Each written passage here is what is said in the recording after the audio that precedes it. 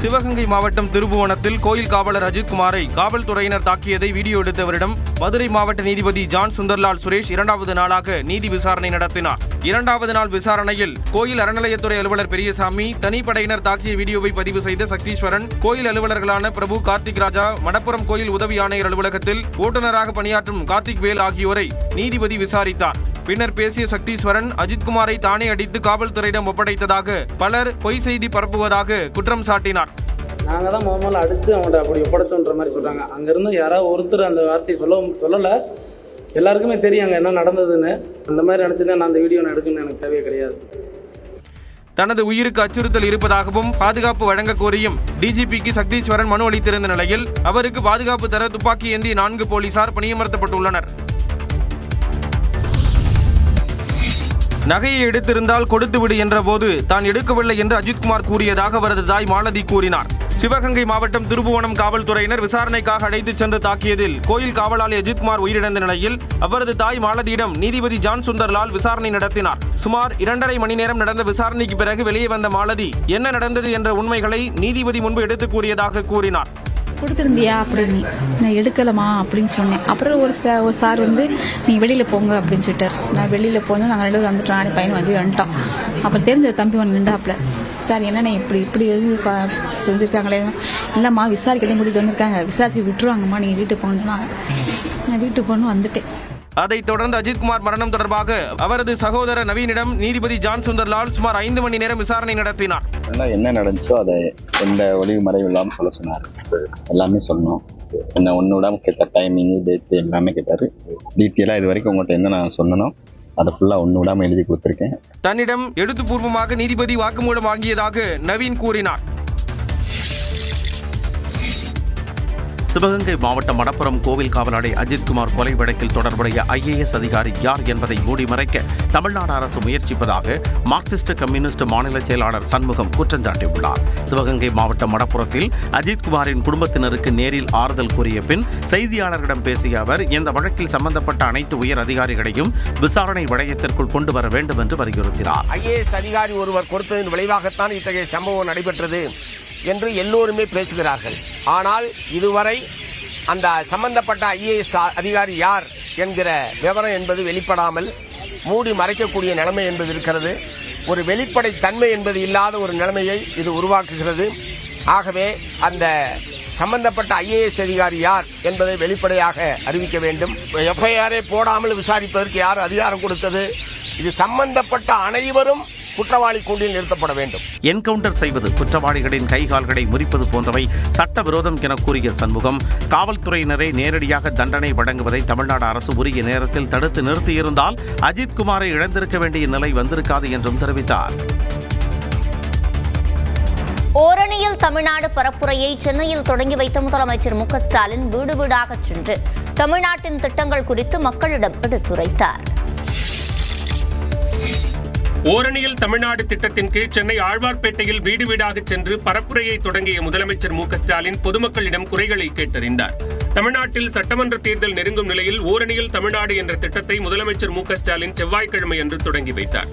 இதனைத் தொடர்ந்து மாநிலம் முழுவதும் திமுக சார்பில் 78 மாவட்ட கழகங்களில் பொதுக்கூட்டங்கள் நடைபெற்றன.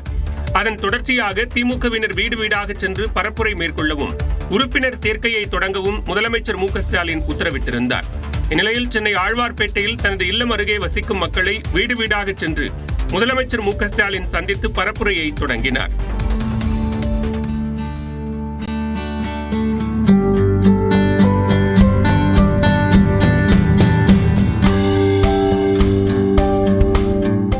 மகளிர் உரிமை தொகை சரியாக கிடைக்கிறதா, விடியல் பயணம் செல்கிறீர்களா என்பன உள்ளிட்ட கேள்விகளை முதலமைச்சர் முன்வைத்தார். வேறு என்ன குறை உள்ளது என்று கேட்டறிந்த முதலமைச்சர் திமுகவில் சேர விருப்பம் உள்ளதா என்று கேட்டு உறுப்பினர்களை சேர்த்துக் கொண்டார். பஸ்ல ஃப்ரீயா போறீங்களா, உங்களுக்கு உதவித்தொகை வருதா, மகளிர் உதவித்தொகை, மற்றபடி எப்படி இதெல்லாம் நடக்குது, உங்களுக்கு எந்த குறையும் இல்லையா? எந்த குறையும் இல்லை சார் அப்படின்னு. இல்லை, உறுப்பினராக சேர்க்கறதுக்காக சில விஷயங்கள்லாம் பேசினாரு, அவ்வளோதான். அவரே தான் பேசினாரு, அவர் தான் எல்லாமே வந்தது. முதலமைச்சரே தங்களது வீடு தேடி வந்தது மகிழ்ச்சி அளிப்பதாக பகுதி மக்கள் தெரிவித்தனர். சென்னையில் ரோட் ஷோ சென்று மக்களை முதலமைச்சர் மு க ஸ்டாலின் சந்தித்தார். நகர்ப்புற நலவாழ்வு மையங்கள் மற்றும் ஆரம்ப சுகாதார நிலையங்கள் திறப்பு விழா சென்னை அடையாறில் நடைபெற்றது. இதற்காக வந்த முதலமைச்சர் மு க ஸ்டாலின் சாலையில் இறங்கி சுமார் 500 மீட்டர் தூரத்திற்கு நடந்து சென்றார். அப்போது சாலையின் 2 புறங்களிலும் திரண்டிருந்த மக்கள் உற்சாக வரவேற்பு அளித்தனர். முதலமைச்சருடன் செல்ஃபி எடுத்தும் கைகுலுக்கியும் மகிழ்ந்தனர்.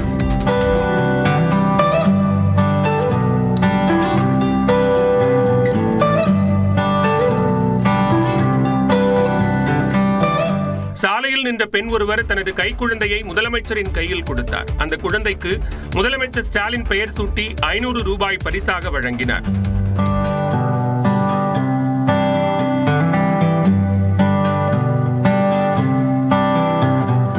பின்னர் அடையாறில் நடைபெற்ற நிகழ்ச்சியில் மாநிலம் முழுவதும் 208 நகர்ப்புற நல வாழ்வு மையங்கள் மற்றும் 50 ஆரம்ப சுகாதார நிலையங்களை முதலமைச்சர் திறந்து வைத்தார்.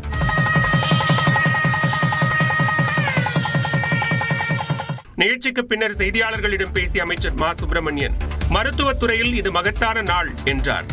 இந்த மாதிரி போதை வஸ்துக்கள் நடமாட்டத்திலிருந்து இந்த மக்களை மீட்டெடுப்பதற்குரிய நடவடிக்கைகள் பல எடுக்கப்பட்டுக் கொண்டிருக்கிறது. தமிழ்நாட்டில் கஞ்சா சாகுபடி முற்றிலும் ஒழிக்கப்பட்டுள்ளதாகவும் மா சுப்பிரமணியன் கூறினார்.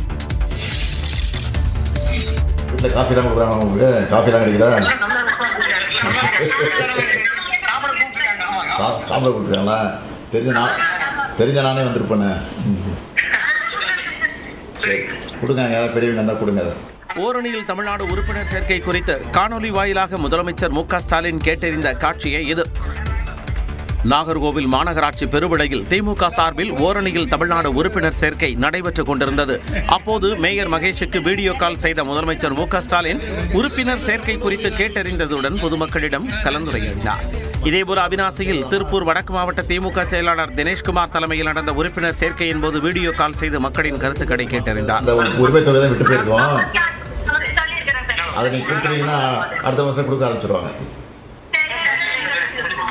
சென்னை ராயப்பேட்டை, மீர்சாகிப்பேட்டை உள்ளிட்ட இடங்களில் ஓரணியில் தமிழ்நாடு பரப்புரையை துணை முதலமைச்சர் உதயநிதி ஸ்டாலின் மேற்கொண்டார்.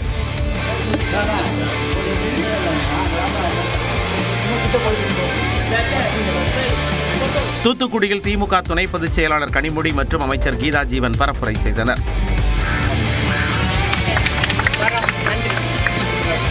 மதுரை திருமங்கலம் அருகே வடக்கம்பட்டியில் அமைச்சர் தங்கம் தென்னரசு வீடு வீடாக சென்று உறுப்பினர் சேர்க்கையில் ஈடுபட்டனர்.